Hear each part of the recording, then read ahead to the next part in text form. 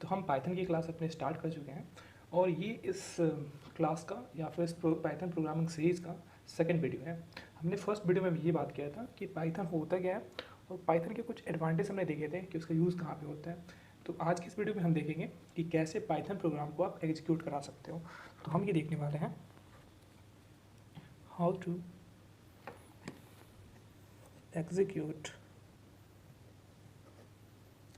अ Python program. तो हम ये देखेंगे कि आप पाइथन प्रोग्राम को कैसे एग्जीक्यूट करा सकते हो। तो सिंपल सा फंडा है कि आपने जो पाइथन इंस्टॉल किया था, आपको क्या करना है कि आप स्टार्ट में जाके आप पाइथन सर्च करोगे। आप पाइथन सर्च करने पे जब आप पाइथन टाइप करोगे, पाइथन सर्च करोगे, तो आपको एक ऑप्शन दिखेगा पाइथन IDLE का। तो आपको क्या करना है, ओपन करना है अपना IDLE।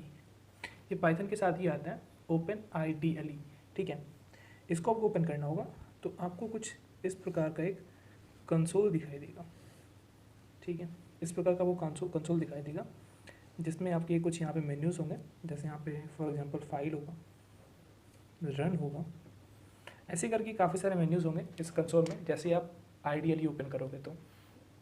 ठीक है, उसके बाद आपको क्या करना है कि आप ओपन न्यू फाइल पर क्लिक करोगे। इस पर क्लिक करोगे, ओपन न्यू फाइल। ठीक है, उसके बाद आप क्या करोगे, आप इंस्ट्रक्शन लिखोगे, राइट द इंस्ट्रक्शन, या फिर इंस्ट्रक्शन को ही प्रोग्राम कहते हो। जैसे प्रोग्राम क्या होता है, कम्बिनेशन ऑफ इंस्ट्रक्शन होता है, यानी कि आप प्रोग्राम लिखोगे। तो आपको क्या करना है, IDLE ओपन करना है। IDLE ओपन करने के बाद आपको सेकंड स्टेप होगा न्यू फाइल पर क्लिक करना है। उसके बाद आपको आपका इंस्ट्रक्शन लिखना है और ये इंस्ट्रक्शन लिखने के बाद इस फाइल को सेव करना है। Save the file with file name.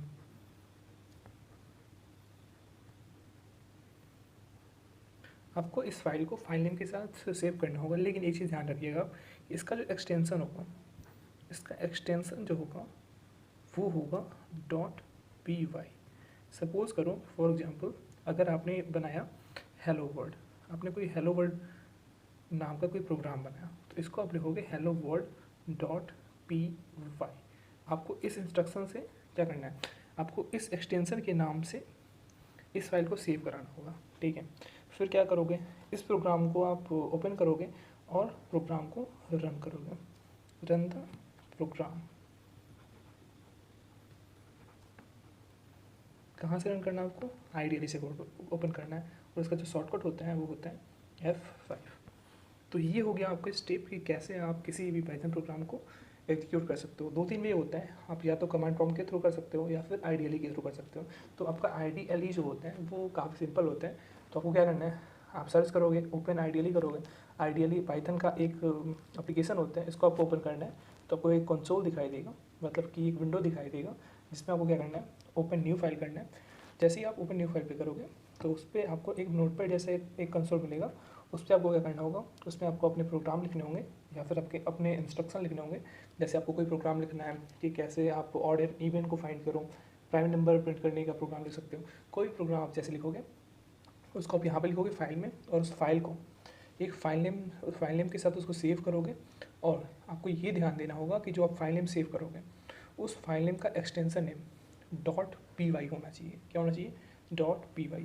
ठीक है, फाइनली उसको जो आपने सेव किया, उस सेव किए हुए फाइल को आपको ओपन करना है IDLE में और उस प्रोग्राम को, उस पर्टिकुलर प्रोग्राम को आपको रन करना है, रन द प्रोग्राम। और जो रन करने के लिए जो शॉर्टकट होगा आप F5 का यूज़ कर सकते हो।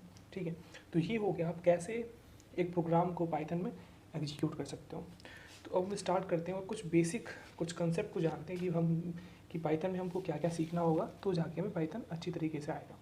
तो जो अपना पहला जो इम्पोर्टेंट टॉपिक है वो होता है लिटरल कांस्टेंट का। जिसका लिटरल कांस्टेंट, तो हम पढ़ेंगे लिटरल कांस्टेंट। ठीक है, लिटरल कांस्टेंट में आपके दो मेनली आते हैं, एक तो आता है नंबर और दूसरा आता है स्ट्रिंग। पहला क्या आता है, फर्स्ट आता है आपका नंबर्स, और जो सेकेंड आता है आपका वो होता है आपका strings. Number and strings. Numbers में आप देखोगे integer, second float, third complex number.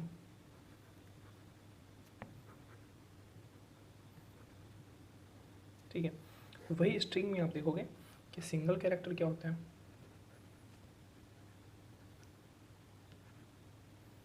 और ग्रुप ऑफ कैरेक्टर क्या होते हैं।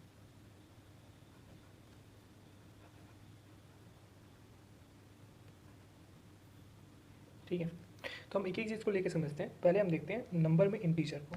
ठीक है, तो इंटीजर को आप, जैसे इंटीजर क्या होता है, इंटीजर में मेनली आते हैं आपके ये, जैसे आपने 3 लिखा हो, 5 लिखा हो, 7 9, ऐसे ही करके ये जो नंबर होते हैं ये आपके इंटीजर कहलाते हैं। क्या कहलाते हैं? इंटीजर कहलाते हैं।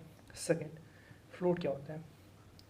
फ्लोट भी एक नंबर टाइप होता है, या फिर उसको बोल सकते हैं ये फ्रैक्शन होता है। क्या होता है? ये फ्रैक्शनल होते हैं, ये फ्रैक्शनल नंबर होते हैं। फ्रैक्शनल नंबर होते हैं। फ्रैक्शनल नंबर में जैसे पॉइंट में आप जो नंबर रखते हैं, डेसिमल में 1.2, 1.5, 3.9, ये जो नंबर होते हैं ये आपके फ्लोट कहलाते हैं। क्या कहलाते हैं? फ्लोट कहलाते हैं। ठीक है, ऐसे ही आप कॉम्प्लेक्स नंबर होते हैं, कॉम्प्लेक्स नंबर होते हैं जैसे a प्लस आई बी के फॉर्म में। फॉर एग्जांपल जैसे हमें लिया 6 प्लस 5i, ये क्या है? ये कॉम्प्लेक्स नंबर है। तो ये अलग अलग डेटा टाइप होते हैं, या फिर आप बोल सकते हो कि लिटरल्स होते हैं। और लिटरल्स में कौन से? ये नंबर्स होते हैं। नंबर्स में आपके हमने देखा 3 टाइप, इंटीजर टाइप के नंबर होते हैं, फ्लोट टाइप के नंबर होते हैं, कॉम्प्लेक्स नंबर होते हैं। तो इंटीजर में जो सिंपली आपके फुल डिजिट होते हैं, जैसे 3 हो गया, 5 हो गया, 7 हो गया, 9 हो गया, 300 हो गया, 400 हो गया, ये आपके इंटीजर में आते हैं। फ्लोट में आपके फ्रैक्शनल नंबर आते हैं, जैसे डेसिमल नंबर, जैसे 1.2 हो गया, 1.5 हो गया, 3.9 हो गया, 8.3 हो गया। तो जितने भी फ्रैक्शनल नंबर होते हैं वो फ्लोट में आते हैं। कॉम्प्लेक्स नंबर में आपका a plus i b format में आते हैं, जैसे 6 प्लस 5i हो गया, 7.9i हो गया।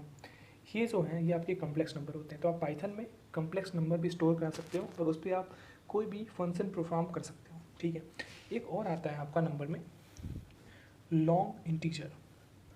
क्या होता है? Long integer.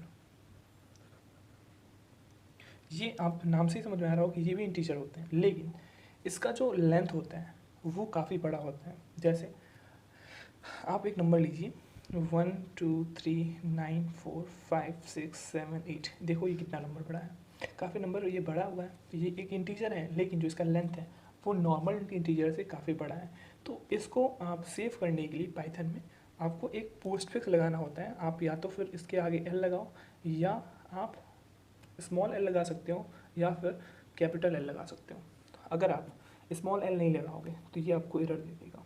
क्या देगा? एरर देगा, क्योंकि ये आपका जो पाइथन है वो ये नहीं समझ पाएगा कि ये आप इंटीजर यूज़ कर रहे हो या फिर लॉन्ग इंटीजर यूज़ कर रहे हो। और आप अगर एल नहीं लगाते हो तो ये आपको एक्सेप्शन देगा कि ये इतना बड़ा एक इंटीजर, इसको एज ए इंटीजर उसकी लेंथ जो होगी स्टोर करने की वो काफ़ी कम होगी। तो आपको इसको लॉन्ग इंटीजर में सेव करना होगा। और लॉन्ग इंटीजर को दिखाने के लिए आपको क्या करना होगा, इसमें पोस्ट फिक्स आपको स्मॉल एल या फिर कैपिटल एल लगाना होगा। और ये जो एल है, ये एल और इस कैपिटल एल, ये क्या होते हैं? ये मैंडेटरी होता है। क्या होता है? ये मैंडेटरी होते हैं, आपको इसको लगाना ही होगा। तो आपको जो आपका जो पाइथन होगा वो ये समझेगा कि ये जो आपने नंबर दिया हुआ है वो एक लॉन्ग इंटीजर है। क्या है? एक लॉन्ग इंटीजर है। तो आई होप कि आपको इतना समझ में आ गया होगा कि आपके कि कौन कौन से कॉन्स्टेंट्स होते हैं, मतलब कि कौन कौन से लिटिल कॉन्स्टेंट्स होते हैं, और आप कैसे एक पाइथन प्रोग्राम को एग्जीक्यूट करते हो। इसके बाद हम देखें कि इसको अभी जो हमने लिटिल कांस्टेंट देखा, इसको हम एक एग्जांपल, फॉर एग्जांपल हमने a इक्वल टू 10 लिया। तो ये जो a इक्वल टू 10 है ये क्या होगा? ये आपका एक इंटीजर नंबर है। क्या है? ये एक इंटीजर नंबर है। ठीक है, ऐसे ही a इक्वल टू 10.345, ये क्या होता है? वेरिएबल होता है। हम इसके आगे क्लास में देखेंगे कि वेरिएबल क्या होता है, डेटा टाइप क्या होता है, कीवर्ड क्या होता है। तो आप बस इतना ध्यान दो कि जो a इक्वल टू 10 जो स्टोर हो रहा है, तो ये 10 क्या है? 10 एक इंटीजर नंबर है। a इक्वल टू 10.345 ये क्या है? ये एक आपका फ्लोट नंबर है। कौन सा नंबर है? फ्लोट नंबर है। a इक्वल टू 8.329678, ये काफ़ी नंबर इंटीजर है। और इसके आगे जो पोस्ट प्रीफिक्स लगा हुआ है, पोस्ट फिक्स लगा हुआ है एल, ये शो करते हैं कि ये कौन सा नंबर है? ये आपका लॉन्ग इंटीजर नंबर है। कौन सा नंबर है? लॉन्ग इंटीजर नंबर है। ठीक है, और जो 8+9 है ये a प्लस आई बी के फॉर्म में है। ये आपका क्या है? ये आपका कॉम्प्लेक्स नंबर है। क्या? ये आपका कॉम्प्लेक्स नंबर है। तो यही मेनली डिफरेंट टाइप के आपके लिटरल्स में नंबर टाइप होते हैं। इंटीजर होता है, फ्लोट होता है, लॉन्ग इंटीजर होता है और कॉम्प्लेक्स नंबर होते हैं। तो आई होप कि इतने सारे आपके जो आपके नंबर्स हैं आपको मालूम चल गए होंगे। ठीक है, अब हम देखते हैं कि आप जब नंबर की बात करते हो तो नंबर पे जब आप कोई ऑपरेशन परफॉर्म करते हो तो उसमें कई सारी प्रॉब्लम आती हैं। तो उसमें कौन कौन से मेनली प्रॉब्लम आती हैं नंबर ऑपरेशन परफॉर्म करते टाइम? तो आपका जो फर्स्ट प्रॉब्लम आता है वो आता है अरिथमेटिक ओवरफ्लो का। कौन सा आता है? Arithmetic overflow problem. ये कौन सा प्रॉब्लम है, इसको हम देखते हैं। तो ये मेनली क्या बात है कि जब आप मल्टीप्लाई करते हो, क्या करते हो? मल्टीप्लाई करते हो किसका? जब आप लॉन्ग फ्लोटिंग नंबर का मल्टीप्लाई करते हो, multiply of long floating number. जब आप किसी बड़े फ्लोटिंग नंबर का मल्टीप्लाई करते हो तो आपको उस टाइम अरिथमेटिक ओवरफ्लो प्रॉब्लम आता है। और इसके एरर के रूप में जो आपको एरर शो होता है वो शो होता है INF का। INF बोले तो इन्फिनिट। ठीक है, तो आपका फर्स्ट प्रॉब्लम जो आता है वो आता है अरिथमेटिक ओवरफ्लो प्रॉब्लम। कब आता है? जब आप किसी दो लॉन्ग फ्लोटिंग नंबर को आपस में मल्टीप्लाई करते हो। ठीक है, जो आपका दूसरा नंबर प्रॉब्लम में आता है वो होता है अरिथमेटिक अंडरफ्लो प्रॉब्लम। कौन सा प्रॉब्लम? Arithmetic underflow problem.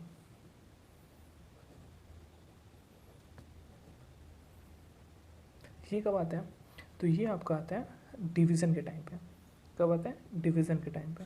और डिवीज़न में कब आता है? जब आपका डिनोमिनेटर न्यूमरेटर से बड़ा हो। सपोज करो ये क्या है आपका न्यूमरेटर और ये क्या है डिनोमिनेटर। तो जो आपका डिनोमिनेटर होता है, जब आपका डिनोमिनेटर किससे बड़ा हो जाए? न्यूमरेटर से बड़ा हो जाए। न्यूमरेटर से जब बड़ा हो जाएगा तो आपका ये अरिथमेटिक अंडरफ्लो प्रॉब्लम्स होता है।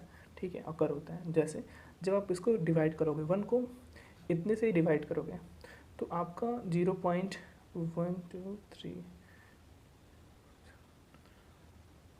आपका कुछ ऐसा आंसर आपको मिलेगा। ठीक है, और इसको ये 0 के रूप में इसको वैल्यू असाइन कर लेगा। तो ये तो इसके 0 के इक्वल तो है नहीं, लेकिन जो आपका प्रोग्राम होगा उसमें अरिथमेटिक अंडरफ्लो प्रॉब्लम जनरेट होगा और ये अप्रॉक्स वैल्यू इसको 0 मान लेगा। लेकिन हमारी जो एग्जैक्ट वैल्यू होगी वो क्या होगी? 0.00001। तो ये होता है आपका अरिथमेटिक अंडरफ्लो प्रॉब्लम। ऐसे ही आपका एक जो थर्ड प्रॉब्लम अकर होता है वो होता है loss and precision problem. Loss and precision problem. इसमें क्या होता है? इसमें भी क्या होता है कि जब आप सपोज़ करो, ये भी डिवीज़न करते टाइम आता है। सपोज़ करो आपको 10 को 3 से डिवाइड कर रहे हो, तो जब आप 10 को 3 से डिवाइड करते हो तो जो इसका आंसर आता है वो आता है 3.33333 और ऐसे ही कंटिन्यू होता है। लेकिन ये जब आप परफॉर्म करोगे तो ये अप्रॉक्स इसको 3.3 मान लेगा। लेकिन क्या ये 3.3 राइट आंसर है? नहीं, इसने इसको क्या किया? अप्रॉक्स किया है। तो आप जब नंबर कोई नंबर ऑपरेशन परफॉर्म करते हो तो आपका लॉस एंड प्रिसीजन प्रॉब्लम भी आता है। मतलब ये प्रिसाइज डेटा नहीं देता है आपको, ये आपको एक अप्रॉक्स वैल्यू देता है। तो ये मेनली आपके नंबर प्रॉब्लम के 3 आपके नंबर प्रॉब्लम अकर होते हैं, जिसमें पहला होता है arithmetic overflow problem, second arithmetic underflow problem and third loss precision problem. तो ये आपके 3 प्रॉब्लम होंगे। अब हम आगे चलते हैं। अब हम देखते हैं अपने आपके लिटरल कॉन्स्टेंट में स्ट्रिंग के बारे में कि आपके स्ट्रिंग कौन कौन से होते हैं।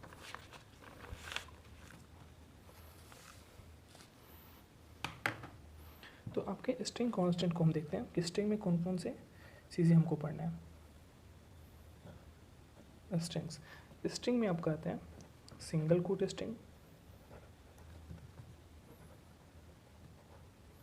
Second double quote string, third triple quote. मतलब कि आप स्ट्रिंग को सिंगल कोट से भी रिप्रेजेंट कर सकते हो, डबल कोट से रिप्रेजेंट कर सकते हो और ट्रिपल कोट से। सिंगल कोट के रूप में जैसे आपने ऐसे इसको कर दिया, डबल कोट में ये होगी, ट्रिपल कोट इसमें आपने स्ट्रिंग को डाला। तो ये जो होते हैं ये आपका जो सिंगल कोट होता है और डबल कोट होता है वो दोनों ही सेम होते हैं। फॉर एग्जांपल अगर आपने सिंगल कोट में स्ट्रिंग लिखा, ठीक है, तो ये भी इक्वल होगा अगर आप डबल कोट में भी स्ट्रिंग लगते हैं, ठीक है। तो इन दोनों में कोई मेजर डिफरेंस नहीं है, ये दोनों सेम ही होते हैं। अगर आप कोई भी अगर सिंगल कोट में के बीच में आप कोई भी स्ट्रिंग लिखते हो या फिर कोई वर्ड लिखते हो तो वो भी एक स्ट्रिंग माना जाएगा। अगर आप डबल कोट में लिखते हो तो वो भी क्या होगा, वो दोनों सेम ही होंगे। यानी कि हमने देखा कि इसमें जो हमने केवल सिंगल कोट का यूज़ किया हुआ है, इसमें हमने डबल कोट का यूज़ किया है, लेकिन दोनों भी क्या है, दोनों ही सेम है। लेकिन जो ट्रिपल कोट होता है वो उसमें थोड़ा डिफरेंट होता है। जो आपका ट्रिपल कोट होता है वो मेनली मल्टी लाइन स्ट्रिंग होता है। कौन सा स्ट्रिंग होता है? Multi line string. अब मल्टी लाइन स्ट्रिंग का मतलब क्या हुआ? सपोज करो कि मुझे एक लाइन लिखनी है, जैसे मुझे एक पैराग्राफ लिखना है, जैसे लिखा है मैंने welcome to AWS desk Python learning class, ठीक है। जैसे कि मैंने इस पैराग्राफ को लिखा welcome to AWS desk Python learning class, तो इसमें आप देख रहे हो कि मल्टीपल लाइन है। तो इस मल्टीपल लाइन को मुझे एज इट इज़ इसको एज ए स्ट्रिंग लेने के लिए मुझे क्या करना होगा, मुझे यहाँ पे ट्रिपल कोट का यूज़ करना होगा। तो अगर आपको इस पूरे पैराग्राफ को आपको एज इट इज़ लेना है, एज इट इज़ को स्टोर कराना होगा, तो आपको इस पूरे पैराग्राफ को ट्रिपल कोट में लिखना होगा। किस में? ट्रिपल कोट में लिखोगे तो ये क्या होता है, ये आपका एक ट्रिपल कोट कहलाता है। आई होप कि आप समझ गए होंगे कि ये आपके स्ट्रिंग क्या होते हैं। स्ट्रिंग में आपके सिंगल कोट आते हैं, डबल कोट आते हैं, ट्रिपल कोट होता है, ठीक है। सिंगल कोट और डबल कोट में कोई भी डिफरेंस नहीं होता है। सिंगल कोट में आप सिंगल कोट यूज़ करते हो, डबल कोट स्ट्रिंग में आप डबल कोट यूज़ करते हो, लेकिन दोनों में कोई डिफरेंस नहीं होता है। वही जबकि आपका ट्रिपल कोट आपका यूज़ आता है मल्टी लाइन स्ट्रिंग में। अगर आपको कोई पैराग्राफ लिखना है जिसमें लाइन चेंज हो रहा है, जिसमें मल्टीपल लाइन हो, तो आप वहाँ पे ट्रिपल कोट का यूज़ करते हो, मतलब कि ट्रिपल कोट स्ट्रिंग का यूज़ करते हो। तो ये हो गया आपके लिटरल कांस्टेंट, जिसमें हमने देखा कि नंबर्स क्या होते हैं, नंबर्स इंटीजर क्या होता है, फ्लोट क्या होता है, आपके लॉन्ग इंटीजर क्या होते हैं, कम्प्लेक्स नंबर क्या होता है। फिर हमने देखा स्ट्रिंग के बारे में। तो आई होप कि आपको ये पूरा सेशन अच्छे से समझ में आया होगा। आगे वाले क्लास में हम देखेंगे कि आपके डेटा टाइप्स क्या होते हैं, डेटा वेरिएबल्स क्या होते हैं, आपका एस्केप सीक्वेंस क्या होता है, आपका स्ट्रिंग को फॉर्मेट कैसे करते हैं। तो इन सब के बारे में हम अगली वीडियो में बात करेंगे। तब के लिए थैंक्स फॉर